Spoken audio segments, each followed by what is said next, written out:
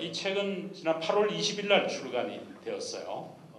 원고를 작성하기는 한 1년 반 전에 완성을 했는데 교정도 하고 수정도 했고 또 여러 출판사에 연락을 했어요. 해서 좀 출판하실 수 있겠는지 연락을 했는데 다들 좀 곤란한 듯한 이런 답변이 왔습니다. 한 7, 8군데가 우리 출판사 정책상 조금 안 맞는 것 같습니다. 뭐 이렇게도 답이 오기도 하고 그런데 이제 나침반사에서 아주 적극적인 답변이 왔어요. 우리가 하겠노라고 너무 우리 회사 정책하고 잘 맞는 책인 것 같다고 해서 이제 나침반사에서 이 책을 출간하기로 했습니다. 또 이제 나침반사 사장님이 침례교 목사님이세요.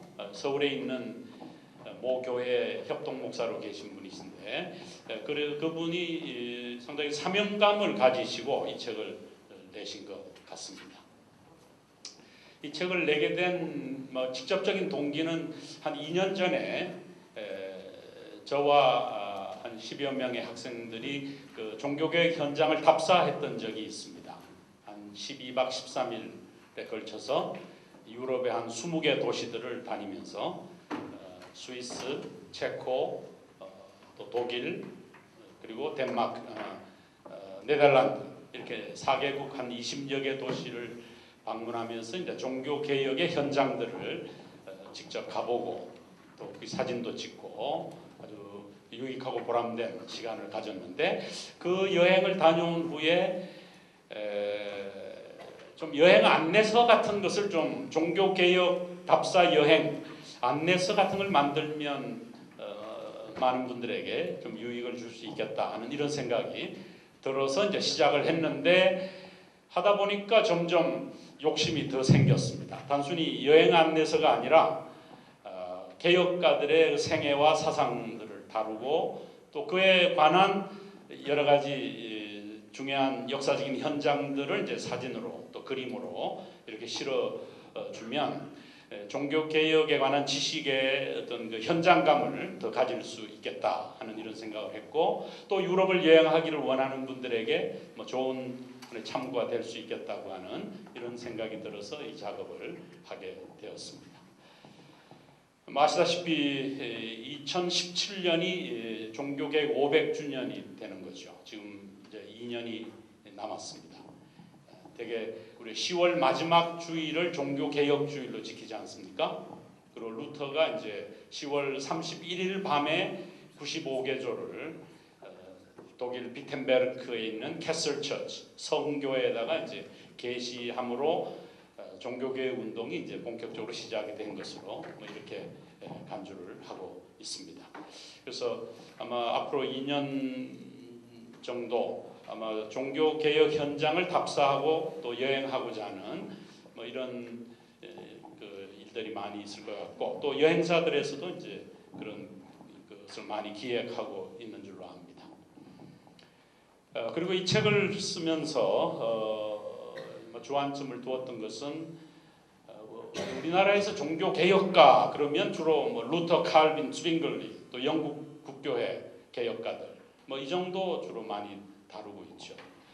그것을 우리가 주류 종교 개혁가 이렇게 부르기도 하고 저는 또 이제 학술적인 용어로는 이제 magisterial reformer 이렇게 부르는데 이 말을 이건 제 개인의 번역입니다.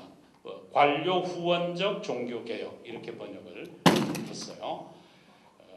그러니까 세속 정치인들이 들의 그 후원을 입어서 개혁을 완성시켰다라고 하는 이런 점에서 이제 관료 후원적 종교 개혁 혹은 관료 후원적 종교 개혁가들 이렇게 번역을 했습니다.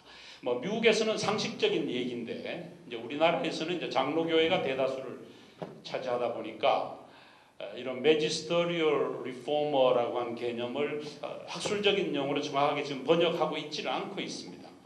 정부 주도형 종교 개혁가 이렇게 번역하는 분도 있고 아니면 제도권 개혁가 이렇게 부르는 사람도 있습니다만은 그는 이제 magisterial이라는 말을 이제 문자적으로 직설적으로 이제 우리가 번역을 하면 관료 후원적 관료들의 후원을 입어서 세속 정치인의 후원을 입어서 개혁한 종교 개혁이다. 뭐 이렇게 말할 수가 있겠습니다. 그러나 이제 또 16세기 종교 개혁 운동을 전체적으로 조망을 하면 이런 주류 종교 개혁가들 그 당시에는 핍박받았던 사람들이지만 그러나 또 건전하게 신약 성서적인 교회를 이루고자 하는 뭐 이런 사람들이 있었는데 그들을 우리가 radical reformer, 과거에는 저도 급진적 종교개혁 이렇게 썼습니다만은 그러나 뿌리를 찾아가고자 하는 기독교의 뿌리 혹은 복음의 뿌리를 찾아가고자 하는 운동이었다는 점에서 근원적 종교개혁 이렇게 번역을 하게 되었습니다. 그래서 프로테스탄트 레포메이션을 크게 분류하면 매지스터리얼 레포메이션과 또 radical reformation 뭐 이렇게 크게 대별을 할 수가 있습니다.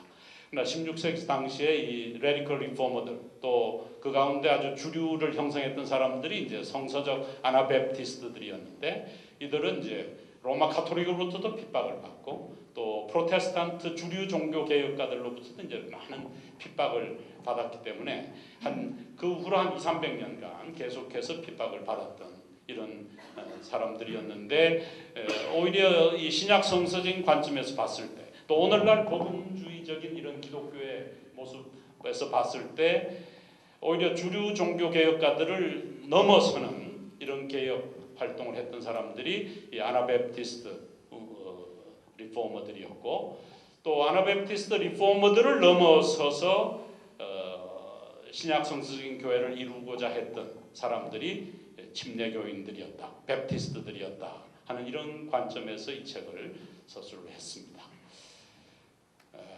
그리고 또 한편에서는 이제 우리 침례교인들 가운데서는 또 일부 사람들이 뭐랄까요, 이 전승설이라고 그러죠. 침례교회 전승설이라고 하는. 그래서 침례교회는 예수님이 세우신 교회가 바로 침례교회였고 또 그 교회가 역사 밖에서 로마 카톨릭 역사 밖에서 계속 이어져 와서 오늘날 침례교회가 되었다 하는 이런 주장을 하는 사람들이 있는데 한 100년 전에는 그런 사람들이 주류를 이루었었습니다만은 그러나 오늘날 그렇게 주장하는 사람들은 거의 없습니다. 오늘날 침례교 신학교에서는 침례교 운동 역시도 종교 개혁 운동이었다고 하는 이런 관점에서 역사를 서술하고 있는데 이 책에서도 바로 침례교 운동도 종교 개혁 운동이었다. 우리가 종교 개혁하면 1517년부터 1648년까지 그러니까 1618년부터 48년까지 있었던 그 30년 전쟁 이후 1648년 우리 베스트팔리아 평화조약까지를 이제 종교개혁 기간이라고 일반적으로 얘기를 하는데 우리 침례교회는 1609년에 시작된 새로운 기독교 운동이었다는 거죠. 뭐 그런 관점에서 침례교회도 또 다른 하나의 프로테스탄트 종교개혁 운동의 한 부분이었다 하는 이런 관점에서 이 책을 서술을 했습니다. 이 책에 제가 오늘 아침에 이렇게 계산해 보니까 세어 보니까 33명의 개혁가들의 사상을 또 생애를 다루었고요. 또 한 90개 정도의 그 지도들을 실었습니다. 개혁가들이 활동했던 또 출생했던 고향이라든지 또 주 개혁 활동의 무대라든지 그래서 출생지 또 성당 또 무덤 또 생가 뭐 이런 사진들을 약 한 350장 정도 실었어요. 또 그 사진들에 대한 간단한 설명들을 실었습니다. 그 순서 볼 수 있나요? 차례 안 나와요? 그래서 1장에서는 이제 16세기 종교개혁 운동을 개관하는 이런 내용을 다루었고요. 그 다음에 2장에서는 종교개혁 운동의 배경에 대해서 설명을 했고 3장에서는 그 프리리포머들 우리 존 위클리프, 얀 후스, 또 사보나롤라 같은 프리리포머들의 생애와 또 개혁 활동에 대해서 다루었습니다. 또 에라스무스가 종교개혁가는 아니지만 로마 카톨릭 신자로 이제 끝까지 머물렀었던 사람이긴 하지만 또 그가 로마 카톨릭 그 당시 15세기 말 또 16세기 초에 그 로마 가톨릭 교회를 비판하고 또 풍자적으로 이렇게 글을 쓰고 했던 이런 사람이었기 때문에 또 1516년에 히라버 신약 성서를 편집해냈어요. 또 그 히라버 신약 성경이 개혁가들에게 많은 영향을 끼치게 되어서 그도 이 프리리포머 그 항목 제3장에 포함시켰습니다. 제4장이 이제 루터교회 개혁가들과 개혁의 현장들, 마르틴 루터, 필립 멜랑크톤, 토마스 민저와 독일 농민 전쟁을 다루었습니다. 제5장에서는 이제 개혁교회, 리폼드 처치, 개혁가들과 개혁의 현장들을 다루었어요. 울리 즈빙글리, 또 울리 즈빙글리의 후계자인 하인리 불링거, 또 장 깔뱅, 마르틴 부처, 또 아르미니우스, 도로트 종교회의, 또 스코틀랜드의 개혁가들, 패트릭 해밀턴, 조지 위샤트, 존 낙스, 앤드루 멜빌 같은 이런 순교했던 그 개혁교회 개혁가들에 대해서 다루었습니다. 6장에서는 이제 영국 국교회 개혁가들과 개혁의 현장들, 영국의 그 종교개혁 과정을 이렇게 서술했고, 또 윌리엄 틴데일, 성경을 번역했던 윌리엄 틴데일, 또 옥스포드의 순교자들, 휴 라티머, 니콜라스 리들리, 토마스 크랜머를 다루었고, 또 존 후퍼라고 하는 개혁가를 다루었습니다. 그리고 이제 레디컬 리포머들 가운데는 이제 자유교회 개혁가라는 이름으로 이제 아나베프티스트들의 생애와 사역을 다루었어요. 그래서 코나드 그레벨, 펠릭스 만츠, 발타자르 훈마이어, 마이클 자틀러, 필그람 마페, 메노 시몬스 뭐 이런 그 자유교회 개혁가들의 생애를 다루었습니다. 그리고 이제 8장에서는 침례교회의 발생과 그 개척가들, 그러니까 영국 그 국교회로부터 뛰쳐나온 개혁가들, 로버트 브라운과 영국 분리주의 운동, 또 일반 침례교회 개척자 존 스마이드, 토마스 헬위즈, 또 영국 특수 침례교회 개척자 존 스필즈버리, 윌리엄 키핀, 또 미국의 침례교 개척자 로즈 윌리엄스들을 다뤘고, 그다음에 초창기 침례교 운동의 어떤 기본적인 성격이 무엇인지에 대해서 설명을 했습니다. 그리고 이제 결론에 가서는 이제 아직도 미완성인 종교개혁이라는 제목하에 16세기 주류 종교개혁 운동의 한계. 그래서 오늘날 루터교회, 또 개혁교회, 뭐 장로교회죠, 또 영국 국교회 이런 주류 종교개혁가들이 가지고 있었던 그 개혁의 한계. 가장 큰 한계가 결국 그들은 세속 정치인들의 후원을 입어서 개혁을 했기 때문에 국가와 교회가 연합되어 있는 결탁한 그런 교회의 형태를 가지고 시작을 했던 교회다고 하는 거죠. 이것은 신약 성서적 교회, 우리 침례교회가 지향하고 있는 신약 성서적 교회는 세속 권력과는 무관한 교회였습니다. 그게 이제 313년 밀라노 칙령을 겪으면서 이제 콘스탄틴 황제가 자신의 그 정치적인 통일을 이루기 위해서 교회 세력을 끌어들인 거죠. 그렇게 해서 이제 기독교회는 이제 국교회 체제의 기독교로 이제 변질이 되기를 시작을 했는데, 그것을 극복하고자 했던 사람들이 바로 이 성서적 아나베프티스트들이었고, 또 17세기 초에 등장한 침례 교회였다고 하는 이런 사실을 썼습니다. 그리고 이제 그렇게 된 가장 중요한 그 연결고리가 뭐냐면 바로 이 유아세례 전통이었던 거죠. 그래서 아이가 출생하면 출생 신고를 하고 호적 신고를 하고, 그리고 또 유아세례를 받음으로 교적 신고를 해서 이 자연적 출생, 이 육체적인 출생 그 자체가 교회로 들어가는 관문이 되어버리는, 이게 이제 국교 체제 혹은 시교 체제의 이제 문제라고 생각이 됩니다. 이런 것을 이제 극복하고자 했던 교회가 바로 성서적 아나베프티스트들이었고, 또 침례 교인들이었다 하는 것이고, 또 주류 종교 개혁가들이 가지고 있었던 주의 만찬 개념, 물론 화채설을 비판하긴 했지만 여전히 루터 같은 경우는 이제 공제설을 주장하죠. 예수님이 실제로 떡 속에 임해 계신다. 또 칼빈 같은 사람은 육체적으로 임해 계시는 게 아니라 영적으로 임해 계신다 하는 이런 주장을 했는데 이건 역시도 화채설과 별로 큰 차이가 없는 이런 주장이었습니다. 침례교인들은 이제 상징설 혹은 기념설을 주장하죠. 신약 성서가 말하는 주의 만찬 개념은 그러니까 성령께서는 떡이나 포도주에 뭐 임재하시고 영향을 미치는 게 아니죠. 떡과 포도주는 비인격체이기 때문에 성도들의 마음속에 역사하시는 거죠. 역사하셔서 그 떡과 포도주를 나를 위해서 찢기시고 흘리신 예수님의 살과 피로 바라보는 거죠. 간주하는 것이죠. 그래서 예수 그리스도를 주의 만찬을 통해서 만나는 이런 경험을 침례교인들은 하고 있는 것입니다. 그 외에도 또 16세기 주류 종교계 운동이 가지는 여러 가지 한계들이 있는데 그 한계들을 좀 비판적인 시각에서 보았고, 그리고 마지막으로는 이제 오늘날의 한국 개신교회와 개혁의 과제라는 주제로 20세기, 21세기 한국 교회가 앓고 있는 지금 영적인 이런 질병, 교회가 침체하고 성장이 머물러 있고 또 안 믿는 사람들도 이렇게 한 비판의 대상이 되고 있는 이런 한국 교회의 현실을 좀 바라보면서 이것을 어떻게 개선해 나갈 것인가 하는 이런 관점에서 한 7가지 정도 지적을 했습니다. 무엇보다도 교회는 예수 믿는 신자들의 공동체여야 한다고 하는 것을 제가 좀 강조를 했어요.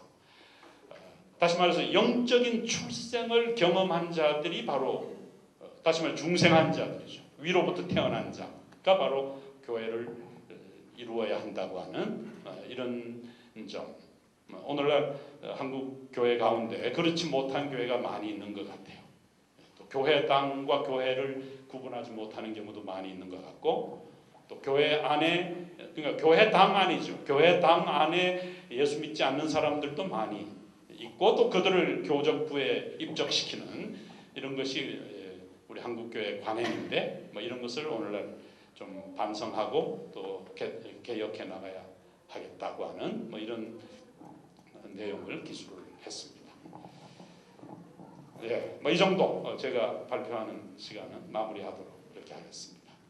예.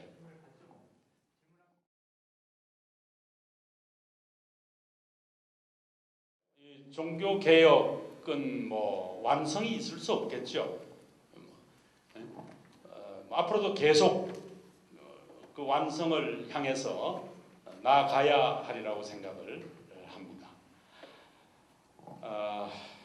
제가 여기 마지막에 그 16세기 주류 종교군의 한계를 얘기하면서 그 에드 폰테스란 말을 썼어요. 에드 폰테스. 에드 폰테스란 말은 그 원천으로 돌아가자 하는 이런 말인데, 그 분수령으로 돌아가자. 이제 강이 출발되어지는 그 분수령으로 돌아가자 하는 말인데, 우리 역사학자들이 많이 쓰는 말입니다. 이제 교회의 원천은 뭡니까? 이 신약 성서 교회죠. 오순절날 사도행전 2장에서 교회가 지상에 탄생을 했는데 그 교회의 모습으로 돌아가자고 하는 것이고, 그리고 그 신약 성서 교회의 가장 중요한 특징이 뭐겠어요? 예수 믿는 신자들의 공동체였다는 거죠.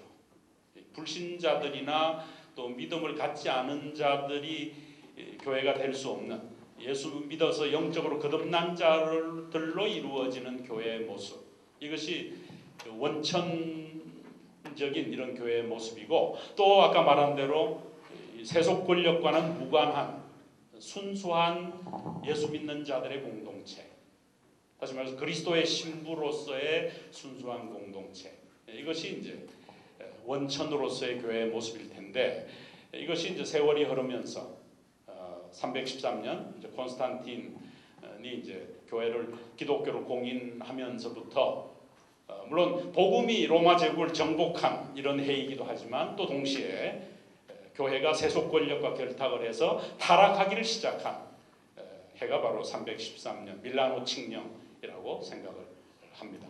그러다가 이제 세월이 더 흐르면서 로마 가톨릭이 전 유럽의 국가교회가 되었고 한데, 근데 16세기 종교 개혁이 일어났지만 아까 말한 이 주류 종교 개혁가들 역시도 세속 권력의 후원을 입었기 때문에 원천으로 돌아가지 못한 이런 개혁이었다는 것입니다.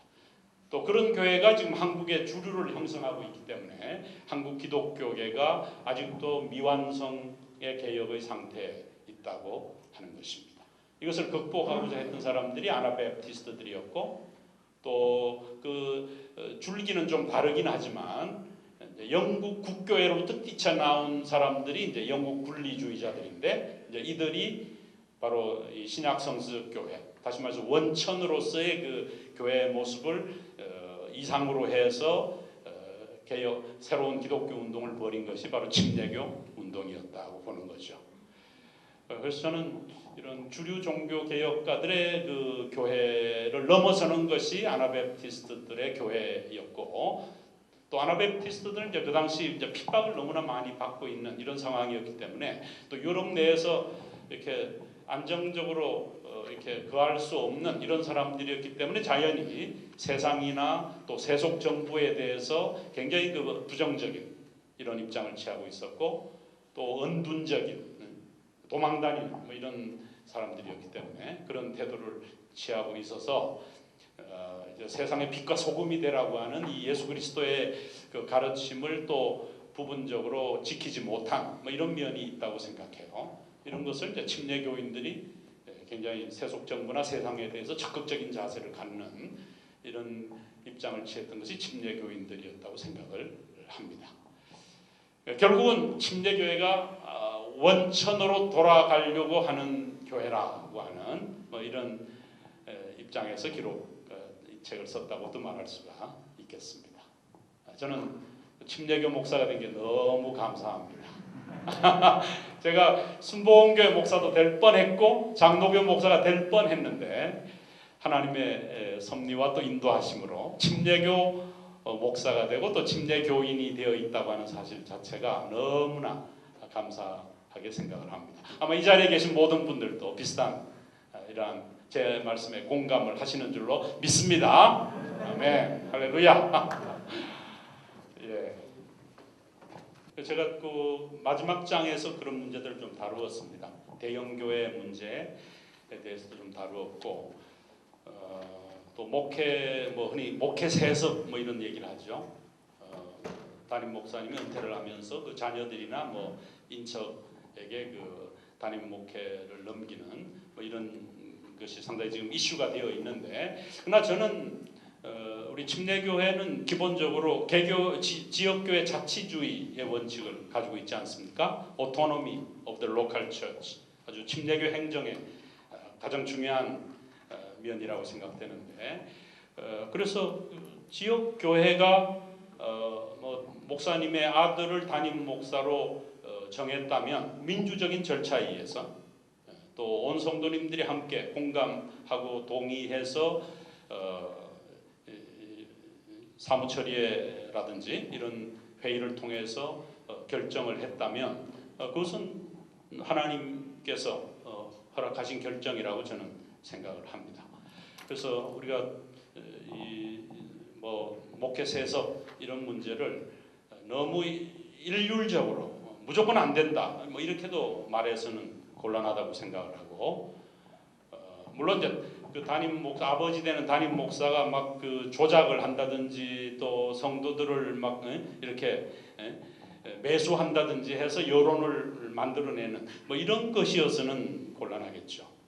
그렇게 해서는 안 되고 성도들이 기도하는 가운데 정말 뭐 인격적으로나 또 뭐 지식적으로나 또 영적으로나 우리 목사님의 아들이나 뭐 또 사위가 우리 교회 담임 목사가 되면 좋겠다 하는 뭐 이런 동의가 교회 내에서 이루어진다면 얼마든지 그것이 하나님의 뜻으로 받아들여질 수 있다고 생각을 합니다. 뭐 지역교회 바깥의 어떤 기관에서 또 언론에서 그런 것을 비판하고 하는 것은 지역교회 자치주의 원칙을 지키고 있는 그 침례교 행정 원리에 위반된다고 저는 생각을 합니다. 뭐 그런 내용도 제가 기술을 좀 했어요.